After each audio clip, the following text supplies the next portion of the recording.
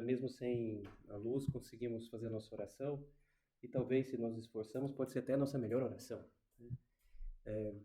São José Maria, quando estava na perseguição que houve lá no seu país, que virou uma guerra civil muito grande, houve morte de muitas pessoas, e aí clandestino celebrava a missa algumas vezes, porque era proibido no país. Às vezes se ventila pouco, né? Mas a Espanha ficou com uma perseguição muito grande, com proibição da missa, perseguição comunista, nos anos 30 do século XX.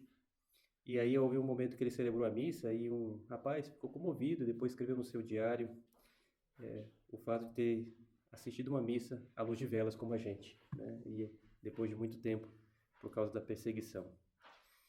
Bom, entramos no tema da nossa meditação e queria que nós considerássemos exatamente uma prática quaresmal.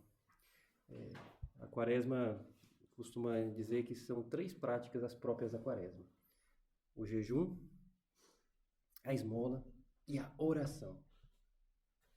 Eu vou escolher uma delas para considerar aqui, para nos ajudar a entrarmos bem nesse tempo tão importante.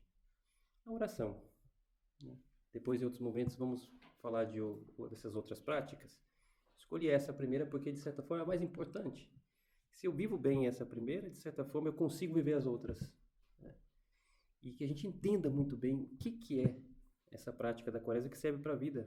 Não é só para a quaresma, mas é um momento de, talvez, perceber o seu valor e valorizar mais, viver mais essa prática tão importante. Repare, o homem pode falar com o próprio Deus. Eu tenho chance de fazer uma chamada direta com o céu. Eu chamo e falo com o céu, né? E converso com o próprio Criador do Universo. Às vezes se luta para ter o contato de uma pessoa. Às vezes você tem lá numa rede social, mas aí você se perde num monte daquilo e não consegue então falar com aquela pessoa. Agora, se a gente tem o contato, né, no WhatsApp, me dá o contato dessa pessoa, e a gente consegue ter esse acesso direto, né?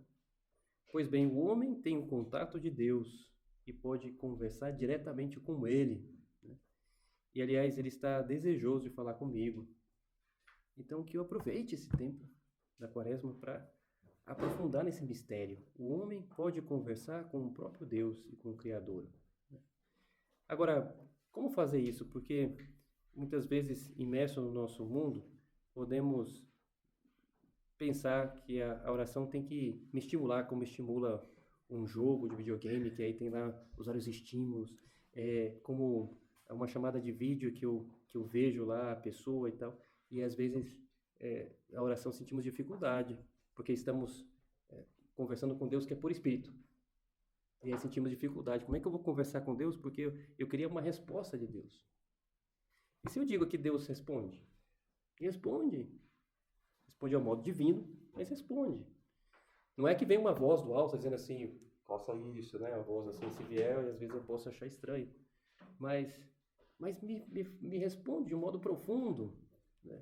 Me responde através da voz da nossa consciência, que nós percebemos que Deus está me falando, e me responde pelos efeitos que acontecem, me dá paz depois de fazer aquela conversa com Deus, e eu experimento uma paz que eu não esperava. E eu andava intranquilo, não queria parar para sentar e fazer alguma conversa. E sentei, falei um pouquinho com Deus. Às vezes tem testemunhos de ateus, né? Que no momento de dificuldade, de ansiedade e tal, experimentaram fazer um pouquinho de oração e conseguiram transformar a sua vida. E às vezes o começo dessa oração foi assim: eu não sei se o Senhor existe, mas o Senhor está aí, está aí, então me ajuda aqui e tal. E a pessoa só de começar a falar isso já experimentou uma paz.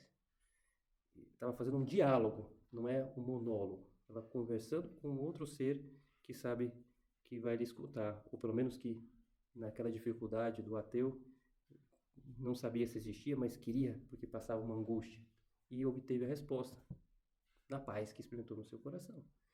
Uma resposta então que veio imediata da resposta divina. Então Deus responde através dos acontecimentos também.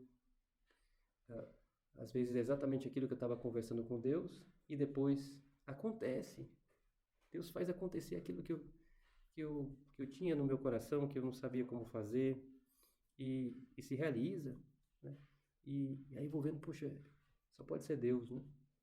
Tem uma história, e agora nos acontece a chuva e quem sabe foi por ela que acabou a energia, mas me fez lembrar uma história de um agricultor, história real, um agricultor lá do Centro-Oeste, que cada fazendeiro tem o seu tempo que vai preparar a terra para arar a terra, colocar o adubo, faz o plantio, tem mais ou menos as datas do ano, de acordo com as chuvas, e assim pode fazer a plantação.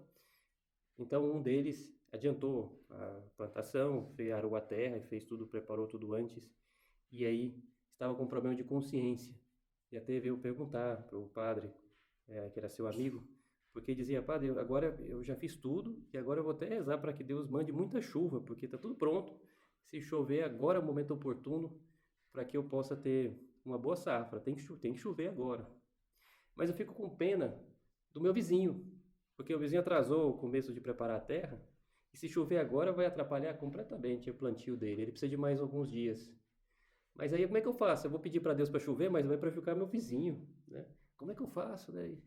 E, e claro, o conselho que recebeu, olha, peça que seja feita à vontade de Deus. Fala, lembra do seu vizinho até, Deus já sabe tudo, mas quer que você abra o seu coração, então conte o que você gostaria que acontecesse para você, mas lembra do seu vizinho. E ele veio, depois de uma quinzena, muito assustado. Falou: padre, não sei se foi a oração não, mas foi a oração, não tem jeito de ser, porque no dia seguinte que eu fiz a oração, choveu muito forte. Eu fiquei preocupado com o vizinho, mas choveu só no meu terreno, no vizinho não choveu, né? Eu falei: caramba, tá certo que as nuvens em propriedade grande, às vezes de fato chove num lugar, chove no outro, mas exatamente na risca da divisa isso aí não pode ser, isso aqui é meu milagre, né? Claro, é a oração. Deus responde através dos acontecimentos. E responde de um modo que fica difícil de provar, como esse fazendeiro, porque depois, outro dia, já o outro fazendeiro tinha terminado, aí choveu nos dois, mas que ele tinha uma convicção mais profunda: poxa, é Deus que me respondeu aqui pelos acontecimentos. Eu não tenho uma razão para duvidar daquilo. Vejo com certa clareza. Então Deus responde também através dos acontecimentos. Responde através da voz do nosso coração, da paz, responde através das pessoas. Às vezes a pessoa vem, nossos pais, um amigo, vem e me comenta algo parecido com o que eu estava conversando com Deus.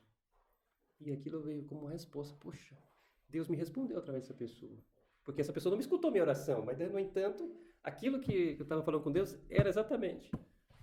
E, sei lá, a pessoa que estava querendo, inquieta, saber o que coisa podia fazer neste ano que começa, porque queria fazer uma atividade social, não sabia o que fazer, e de repente um amigo vem e diz: eu estou querendo fazer um negócio, você não quer fazer comigo?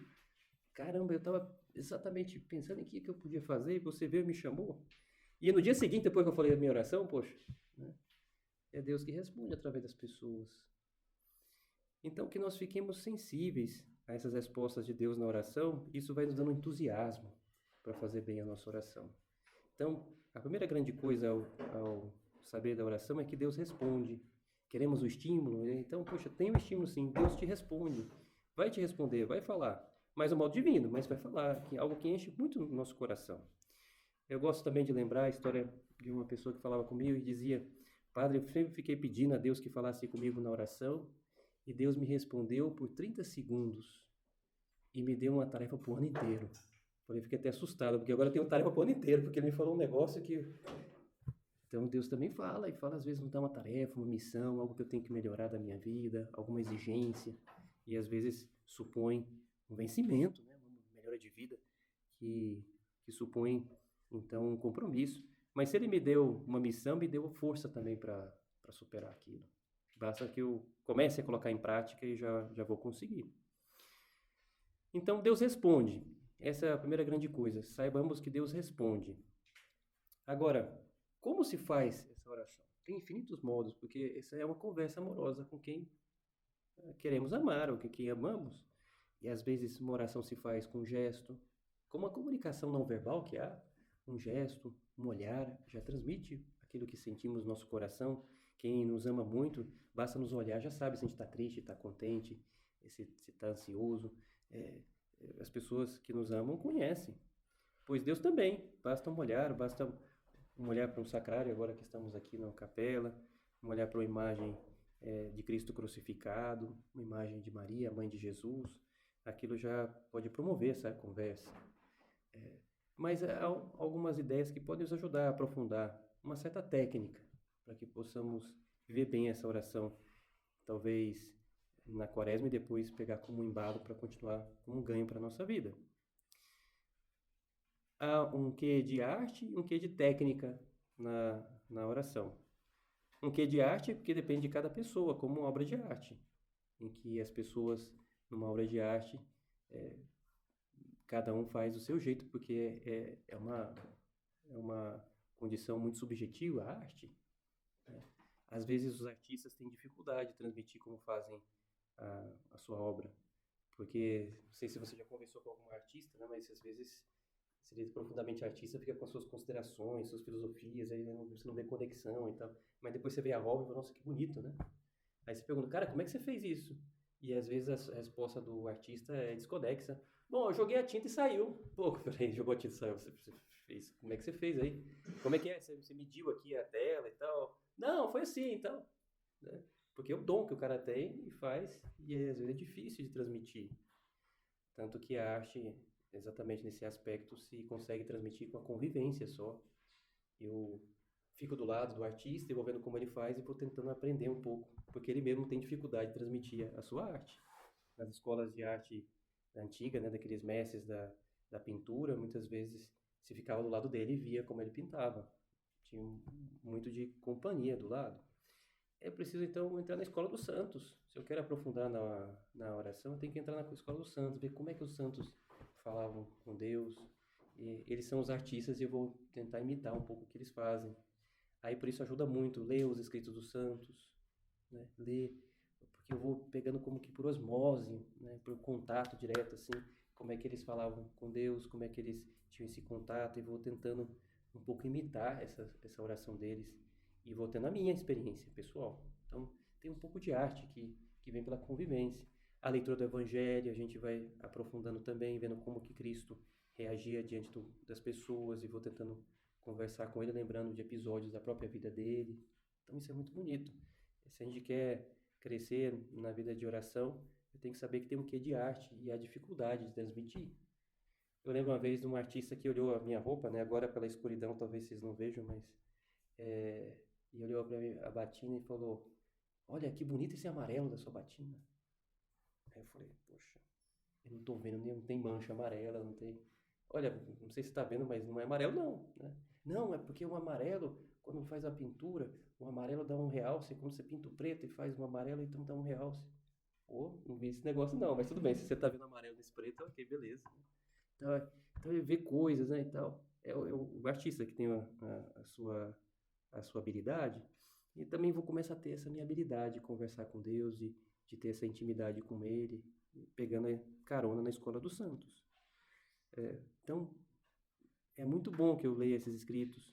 São José Maria compôs uma trilogia, Caminho, Sulco e Forja, que são livros que podem nos ajudar a fazer esse tipo de oração, que é essa oração mental, essa oração espontânea que eu converso com Deus com as minhas palavras.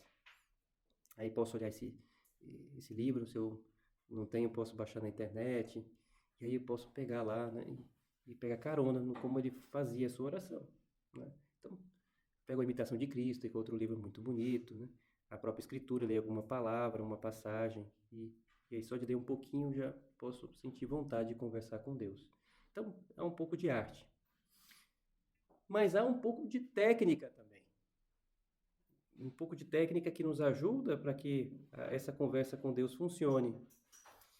A técnica é o seguinte: se eu quero fazer bem a oração, eu tenho que perceber que eu estou conversando com Deus que é por espírito, e eu estou no corpo, e o corpo me distrai. Me distrai porque tem barulho, e aí aquele barulho não chama atenção, me distrai porque tem alguma coisa que eu vejo que me chama atenção, me distrai porque faz calor, porque faz frio, porque não sei o quê. Tem um monte de coisas que os sentidos vêm e me trazem um estímulo que me distrai. Nós distraímos, mesmo que temos o esforço de maior concentração possível, a gente acaba se distraindo. E a oração, então, vai padecer da distração. Tem a história conhecida do o São Bernardo, que numa viagem que ele fez a cavalo, fazia essas viagens longas na sua época, e a pedido do Papa, e participava dessas reuniões teológicas, era um grande intelectual. E o São Bernardo uma vez parou no meio da sua viagem, desceu do cavalo cansado e viu um agricultor que também estava descansando, vendo a sua plantação, e puxou papo com ele, conversou um pouquinho, e aí o agricultor viu que era um religioso que passava, e quis então dizer que ele tinha uma oração muito frequente, que ele rezava, e gostava muito enquanto plantava, lembrava de Deus, e o Bernardo ficou contente, né? E aí começaram uma conversa longa, a ponto que o próprio agricultor começou a falar que ele rezava com muita intensidade, que ele não se distraía. Aí o Bernardo já começou a duvidar. Então, vamos fazer uma aposta aqui, eu te dou meu cavalo. Se você me prova que você é capaz de rezar um Pai Nosso sem se distrair. Ah, isso aí é fácil, Pai Nosso, eu rezo assim. Então reze, por favor. Aí o agricultor começou a rezar. Pai nosso que estais no céu, santificado seja o vosso nome. O Senhor vai me dar o cavalo com a sela ou sem a sela, né? Então, perdeu já a aposta. E às vezes a gente pensa que não, a gente se distrai, distraímos de qualquer jeito. Então, padecemos as distrações, acontecem. Então, que eu não desista da oração só porque há distração. O corpo distrai. Agora, a técnica é o seguinte: se o corpo me distrai, o próprio corpo eu vou usar para poder me ajudar a fazer bem a oração. Como? Segurar um crucifixo enquanto eu faço a minha oração. Eu seguro um crucifixo e aí posso usar o tato. Se é um crucifixo até que me cabe na mão, eu posso apertar um pouco mais ele. E aí eu sinto ele na minha mão e aquilo me ajuda a concentrar mais para poder fazer bem a oração. Se eu estou numa capela, eu fico de joelhos, né? E assim, o modo que eu fico de joelhos, também me dói um pouquinho os joelhos, mas eu faço um pouquinho mais de força e faço a oração, porque através do corpo, que agora sente um pouquinho a dor de ficar de joelhos, um incômodo, melhor dito, né? Eu consigo fazer melhor a minha oração. Eu uso o corpo para olhar para uma imagem que através dessa imagem me dá piedade e eu consigo um pouco conversar melhor com Deus, olhando para aquela imagem que me dá devoção. Então a grande condição é que essa imagem seja bonita, né? Se for uma imagem horrível, então é melhor nem olhar, né? Vou dizer pessoas que às vezes têm imagens de Nossa Senhora, que eu gosto de pensar que Nossa Senhora daria vontade, me dá essa imagem aqui, e rasgar assim, porque é tão feia, né? Até Maria não queria ver essa imagem, né? Então tem que ser uma imagem bonita, né? Imagem de Maria, uma imagem sacra que nos dê devoção. Aí essa imagem eu vou olhar, então essa daqui vai ser a que vai me ajudar a conversar mais com Deus, né? Perfeito, então eu estou usando a vista, para que a vista também me ajude a conversar com Deus, né? Então eu uso o tato, eu uso a vista, né? Eu uso a posição do corpo, né? E assim eu consigo ter esse contato melhor com Deus, porque o corpo reza também. Isso é um pouco de técnica, se queremos, para poder fazer melhor a nossa oração. Uma outra técnica que nos ajuda também, importante, é preciso ter um tema para conversar com Deus. Se eu vou conversar com Deus, tem um monte de coisa que eu posso falar, mas é que eu escolho um tema para conversar hoje com Deus. Aí amanhã eu escolho outro tema e assim por diante. Tem uma porção de coisas que eu posso contar, mas escolho alguma coisa que me toca mais o coração hoje. Para isso é interessante, essa é a proposta que São José Maria deixa no caminho, no Sulco Forja, são pensamentos bem incisivos, breves, separados por tema. Então, quem quiser usar um desses livros, pode baixar da internet, o que for. A técnica é o seguinte: eu vou lá e consulto o índice. Eu vou lá no índice desse livro. Está lá no final, o índice remissivo, bem amplo, e aí escolho, né, um monte daqueles temas, o que tem a ver com a minha vida hoje. Por exemplo, se eu experimento alguma tristeza no dia de hoje e tal, eu posso pegar lá e há o tema alegria, o antídoto para aquilo que está me acontecendo. Se estou um pouco com preguiça, desanimado no meu estudo e tal, eu posso escolher trabalho, para que me dê esse ânimo para terminar bem esse meu trabalho, esse meu estudo. Então eu vou procurando esse antídoto para aquilo que está me acontecendo naquele momento. E aí posso, então, por exemplo, se escolher alegria no momento que experimento uma mínima tristeza, vou lá e leio o pensamento que me manda aquele índice. Aí, por exemplo, em Caminho, São José Maria tem esse pensamento sobre a alegria. Diz assim: não há alegria? Então pensa, há um obstáculo entre Deus e mim, quase sempre acertarás. típico ponto de caminho, que São José Maria nos dá um empurrãozinho, ou um empurrãozão até, e vai embora. Agora a conversa é você. Né? E então, se esse é o ponto que eu li, no momento que eu escolhi esse tema da alegria, e aí eu posso considerar esse tema. Não alegria, então pensa, há um obstáculo, eu coloquei um obstáculo que me impede de ter alegria, porque me impede de estar com Deus, há um obstáculo de Deus em mim. Que obstáculo? Eu coloquei algum obstáculo? Senhor, me ajuda, eu não consigo ver esse obstáculo, mas eu experimento, isso sim, consigo ver uma certa tristeza, e aí quem sabe a gente pergunta para Deus, conversa, e quem sabe nos vem, nossa, Deus, obrigado agora, depois de considerar esse pensamento, eu pensava que não tinha nada a ver, mas eu experimentei tristeza foi especialmente depois de ontem, porque ontem vi um amigo, eu fiquei com inveja dele, porque ele tá com a namorada, eu tô sem ninguém, eu fiquei com inveja, experimentei uma tristeza, e esse foi o obstáculo, foi do pecado, de uma inveja que me distanciou do Senhor e me distanciou também desse meu amigo, e por isso a tristeza. E quero então rezar por esse amigo, não quero dar margem para que me venha mais essa tristeza. Vou até me confessar disso, embora talvez não seja grave. E pronto, nossa, já me veio uma alegria de novo, eu ter identificado talvez a razão daquela tristeza, que eu nem sequer sabia, e ter colocado um remédio.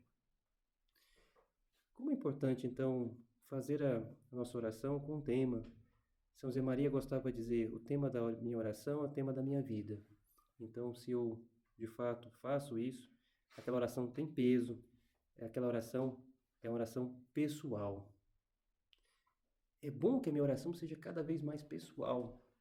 Que se fosse possível gravar aquilo que eu estou falando com Deus, e alguém que nos conhece muito escutasse essa oração, iria dizer, essa oração é de fulano. É porque eu conheço fulano, são as palavras que ele usa, são as coisas que ele tem mais inquieto agora no coração, é a oração do fulano. É a oração pessoal, não é uma oração genérica, né? Cheia de palavras de efeito, sem sentido, às vezes até desconexas. Não, é uma oração pessoal, que eu conto aquilo que eu tenho no coração, aquilo que eu gosto, aquilo que eu não gosto, aquilo que eu gostaria de ser, aquilo que eu não sou, eu conto. Daí, então, a origem desse pensamento que São José Maria deixa em caminho para explicar a própria oração. Ele diz assim, ele tem um capítulo, São José Maria, em caminho, exatamente para falar da oração. E ele diz assim, no número 91, escreveste-me, lembrando de alguém que escreveu para ele, escreveste-me, orar é falar com Deus, mas de quê? Alguém lhe perguntou isso, e ele então responde e coloca em caminho a resposta. De quê? Dele, de Deus e de ti. Alegrias, tristezas, sucessos e fracassos, ambições nobres, preocupações diárias, fraquezas, ações de graças e pedidos, amor e desagravo, em duas palavras, conhecê-lo, conhecer-te, ganhar intimidade. Isso que é oração. Orar então é falar com Deus. E de quê? De tudo que tem no meu coração, alegrias, tristezas, sucessos, né? Uma coisa que deu certo, puxa, eu estou contente, vou então contar para Deus a minha alegria. Fracassos, não deu certo, e converso com Deus e peço ânimo para vencer na próxima vez.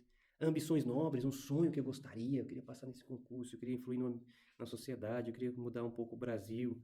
Preocupações diárias, alguma preocupação que nos vem no coração.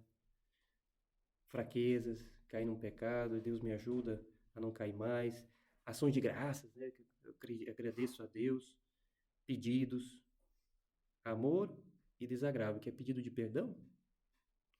E um pedido de perdão que não fica só conosco, mas da humanidade inteira. Pedimos perdão para outras pessoas que ofenderam a Deus.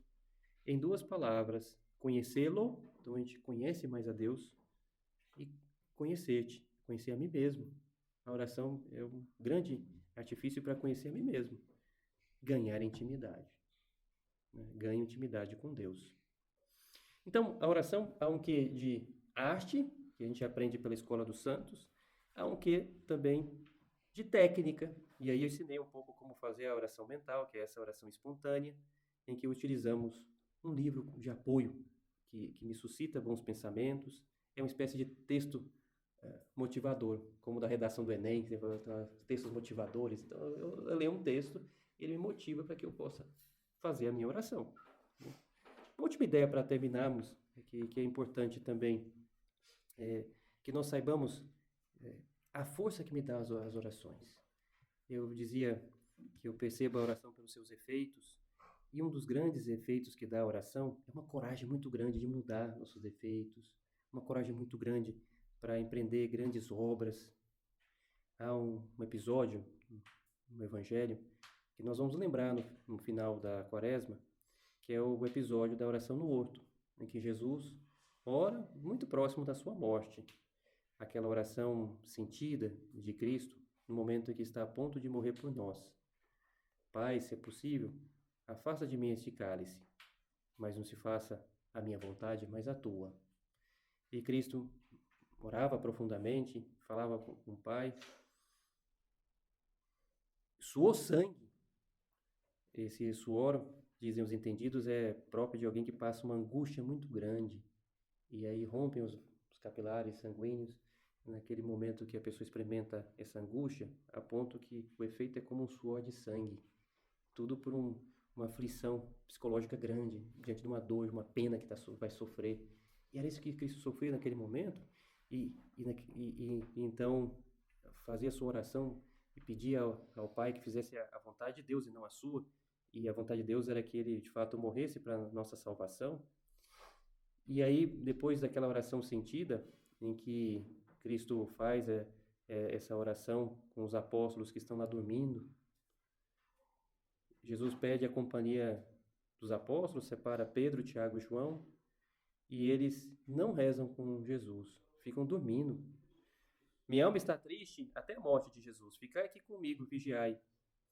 Adiantou-se um pouco e, prostrando-se com a frente por terra, assim rezou: Meu Pai, se é possível, afasta de mim este cálice. Entretanto, não se faça o que eu quero, mas sim o que tu queres. E os apóstolos estavam dormindo. Foi ter então com os discípulos e os encontrou dormindo, e disse a Pedro: Então não pudestes vigiar uma hora comigo? É como se Deus estivesse dizendo para nós: olha, nessa quaresma vocês não podem vigiar um tempo comigo de oração? Poxa, eu vou querer fazer um pouquinho mais da minha oração. Vou separar 10 minutos do meu dia, que não seja muita noite, que eu estou já cansado, mas vou separar um momento, desses 10 minutos, em que eu vou tentar fazer essa oração mental. Vou escolher o caminho, algum outro livro, vou ler e vou usar o corpo, que o corpo reza, eu segurar um crucifixo, ou vou para uma capela, tentar fazer todos os dias uma prática dessa. Pode me transformar. E olha como transformou Jesus, porque Jesus, quando chegam os guardas, Jesus ganha uma força impressionante. Os guardas vêm para prendê-lo e qual que é a diferença? Porque Jesus levanta os apóstolos e aí chegam os guardas para prender Cristo. E os guardas então estão lá, aparece Judas, que traindo Cristo o cumprimenta. E a primeira grande força de Jesus foi chamar Judas de amigo, querendo a conversão de Judas. Amigo. Olha que força, né? Sabendo que estava ali traindo, mesmo assim chamou amigo para tentar resgatar o Judas. Olha que força que ganha para perdoar. E os guardas vêm para prendê-lo. Faz noite, é escuro. E aí Jesus pergunta: quem vocês vêm buscar? E aí eles dizem: a Jesus de Nazaré, porque fazia escuro e não sabiam direito quem que era. Havia lá os outros apóstolos e pela escuridão não sabiam direito quem era. Eles não sabiam a fisionomia correta de Cristo. E aí Jesus, com aquela pergunta: quem vocês vêm buscar? Eles dizem: a Jesus. E Jesus diz: sou eu. Né? Não tem medo. Jesus encara aquela quantidade de guardas armados, não tem medo. E ele diz um sou eu com tanta força que os apóstolos que escutam e são testemunhas, veem os soldados cair por terra de medo. O soldado armado tem medo de Jesus, e Jesus está sem arma, e só fala sou eu. E aí os guardas se levantam, e aí pergunta de novo a Jesus: a quem vocês procuram? Jesus de Nazaré. Sou eu! Já disse que sou eu. E aí os guardas vêm para prendê-lo, e Jesus diz: então se é a mim que procurais, deixai estes aqui. Aí os apóstolos vão embora. E vão embora com medo. E Jesus encara aqueles guardas com uma força impressionante. É a força da oração que ele vai nos ensinando. Né? Vamos terminar a nossa meditação querendo ter essa força também. Né? Que Maria Santíssima nos ajude a saber fazer bem essa quaresma. Fazer diferente, talvez, com mais oração.